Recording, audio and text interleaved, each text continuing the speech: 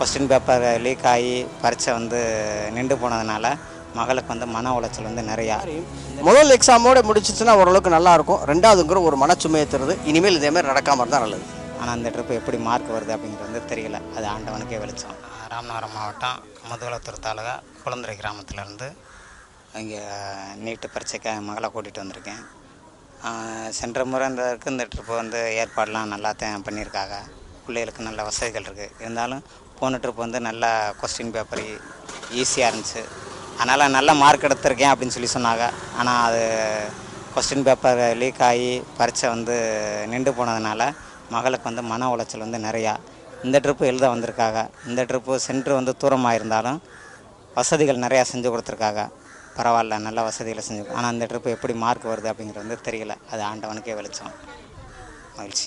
என்னுடைய மக எக்ஸாம் எழுதுகிறாங்க. போன தடவை 3ஆம் தேதி எக்ஸாம் எழுதும்போது நல்லா ப்ரிப்பேர் பண்ணி ஈஸியாக இருந்துச்சு. இப்போ திடீர்னு அது லீக் அவுட் ஆகி ரீநீட் பண்ணதுனால இந்த ரீநீட் எப்படி இருக்கும் அப்படிங்கிற மாதிரி தெரியல. ஆனால் இருந்தாலும் கஷ்டமாக இருக்கிற மாதிரி சொல்லியிருக்காங்க. ஆனால் இந்த மாதிரி ஒரு இடத்துல ஒரு எக்ஸாம் ஃபஸ்ட் அப்படிங்கிற மாதிரி ஃபஸ்ட் இன் பெஸ்ட்டுங்கிற மாதிரி முதல் எக்ஸாமோட முடிச்சிச்சுன்னா ஓரளவுக்கு நல்லாயிருக்கும். ரெண்டாவதுங்கிற ஒரு மனச்சுமையை தருது. இனிமேல் இதேமாதிரி நடக்காமல் இருந்தால் நல்லது.